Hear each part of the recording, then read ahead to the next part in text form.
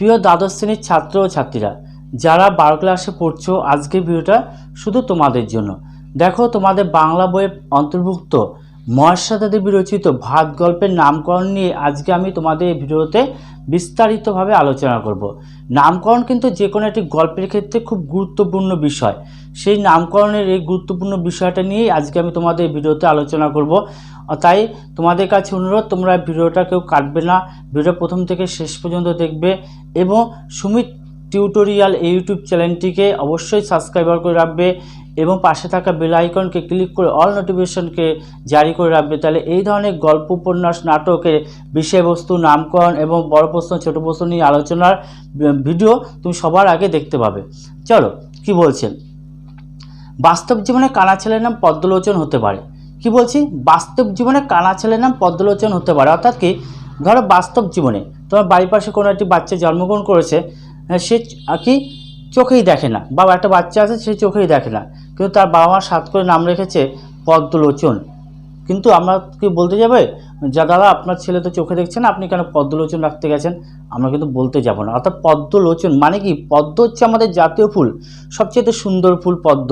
লোচন মানে আখি বা চোখ। তো এই পদ্মের সাথে তার সেই চোখটার তুলনা করে তার নাম রেখেছে পদ্মলোচন। কিন্তু এই বিরোধিতা কিন্তু আমরা করব না, কারণ সেটা তার ব্যক্তিগত ব্যাপার। তাহলে বাস্তব জীবনে কানা ছেলের নাম পদ্মলোচন হতে পারে, আমাদের তাতে মাথা ঘামানোর কোনো প্রয়োজন নেই। কিন্তু কবি বা সাহিত্যিকরা যে কোনো কবিতা, নাটক, উপন্যাস রচনার ক্ষেত্রে প্রধানত 3টি বিষয়ের উপর নির্ভর করে থাকেন। কী কী?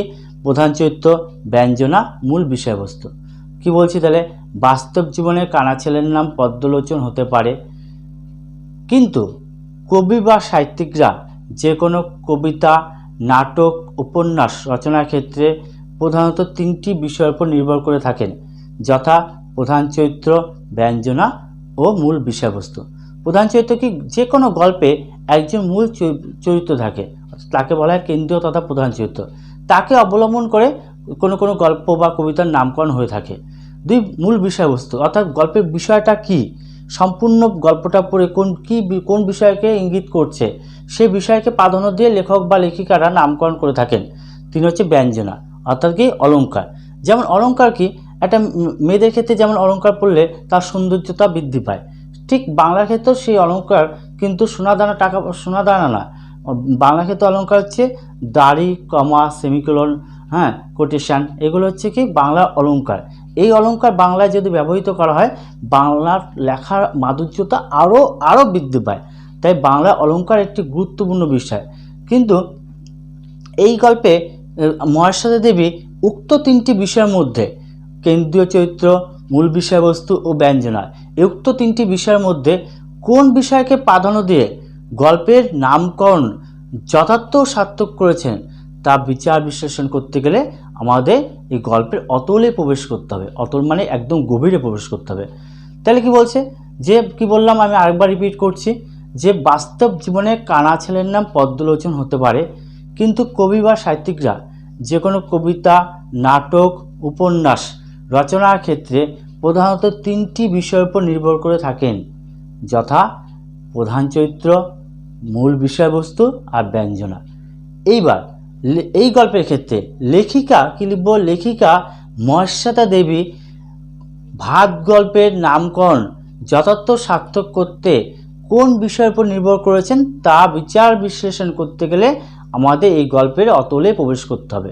তাহলে অতলে প্রবেশ করে আমরা কি দেব? অর্থাৎ ভাত গল্পে প্রধান চরিত্রকে উৎসব নাইয়া, আর যাকে আমরা উৎসব বলে ডাকি, উৎসব নাইয়া যাকে আমরা উৎসব বলে ডাকি, তার বাড়ি মাতলা, সুন্দরবন অঞ্চলে মাতলা নদীর ধারে তার বাড়ি। রোগা জীর্ণ শরীর তার, কোনো রকম কষ্টে দুঃখে তার জীবন কাটে। তার দুবেলা দুমুঠো তার ভাত জোটে না, তার কি অনেক কষ্ট, দুবেলা দুমুঠো সে ভাতের সন্ধান করতে পারে না।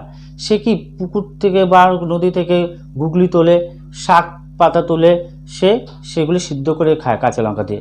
তাই তার অভাবটা কিসের? ভাতে। তার ভাতের অভাব, তার উপর আবার কি মাতলা নদীর বন্যায় তার বাড়িঘর সব ভেঙে গেছে, তার পরিবার ভাসিয়ে নিয়ে গেছে। সে লঙ্গর খায়, দুবেলা দুমুঠো খিচুড়ি খেয়েছে কয়েকদিন, কিন্তু তার এইভাবে জীবন অতিবাহিত হচ্ছে না।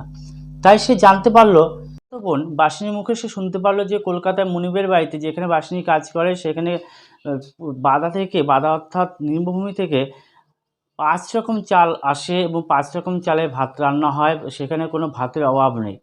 কাজের বিনিময়ে সেখানে দুবেলা দুমুঠো ভাতের সন্ধান সে করতে পারে।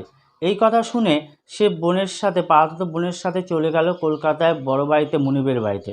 আর সেখানে গিয়ে তাকে দুবেলা দুমুঠো ভাতের সন্ধান সে করার জন্য কলকাতায় গেল মনিবের বাড়িতে। সেখানে কাজের বিনিময়ে তার ভাতের সন্ধানও হলো, কিন্তু শেষ পর্যন্ত দেখা গেল কি যে বাড়ির যে বুড়োকর্তা সে ছিল মৃত্যুশয্যায়।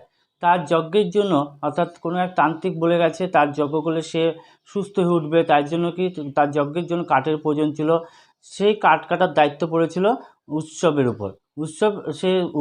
কাঠ কাটার দায়িত্ব পড়েছিল উৎসব। ওই কাঠ কাটার বিনিময়ে সে ভাতের সন্ধান সে করতে পারে। এই তার জন্য সে সকাল থেকে ক্ষুধার্ত পেট নিয়ে কাঠ কেটে গেছে এবং কাঠ কাটা শেষ করেছে। মন্দিরের চাতালে সে ক্লান্ত শরীর নিয়ে শুয়ে পড়েছে। হঠাৎই যজ্ঞ শুরু হওয়ার আগেই বুড়োকর্তা মারা গেছে। সমস্ত হিন্দু বাড়ির রীতি অনুযায়ী সেই খাবারগুলি বাইরে ফেলে দিচ্ছে। ঠিক সেই সময় সে তো ক্ষুধার্ত, তার দরকার একটু ভাত তার প্রচণ্ড দরকার। সে ক্ষুধার্ত, তাই জন্য সে কী করেছে, ভাতের যে ডেচকিটি নিয়ে চুরি করে সোজা চলে গেছে কোথায়, স্টেশনে। দুহাত ভরে সে ভাত খেয়েছে, মনে তৃপ্তি ভরে সে ভাত খেয়েছে এবং সাথে তার ছেলে মেয়ে বউকেও মনে মনে ভাত খাইয়েছে। অর্থাৎ তাই এই গল্পে আমরা কি দেখলাম, মহেশ্বরী দেবী প্রধানত ভাতকে অবলম্বন করে গল্পটি রচনা করেছে।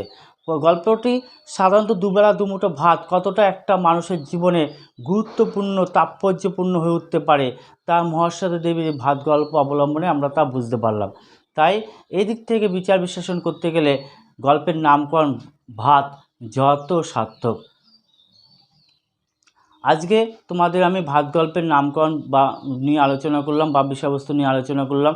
এখানে তোমরা প্রথম অংশটাও বাদ দিলে দ্বিতীয় অংশটাও বিষয়বস্তু হিসাবেও পড়তে পারো। দুটোর প্রশ্ন নিয়ে আমি তোমাদের আলোচনা করলাম। ভাত গল্পের যে উৎসব নাইয়ার চরিত্র, ঝড় জল রাতের বর্ণনা, প্রতিটা প্রশ্ন আরও যে বড় কোশ্চেনগুলো আছে, ছোটো প্রশ্নগুলি আছে, সমস্ত গল্প প্রশ্ন নিয়ে আমি তোমাদের আলোচনা করব। তাই জন্য তোমাদের কাছে অনুরোধ, তোমরা এই চ্যানেলটি সুমিত টিউটোরিয়াল ইউটিউব চ্যানেলটিকে সাবস্ক্রাইব করে রাখবে এবং পাশে থাকা বেল আইকনকে ক্লিক করে সমস্ত নোটিফিকেশনকে জারি করে রাখবে। তাহলে এই ধরনের প্রত্যেকটি গল্প তুমি বুঝে যাবে। চলো আজকে এই পর্যন্ত।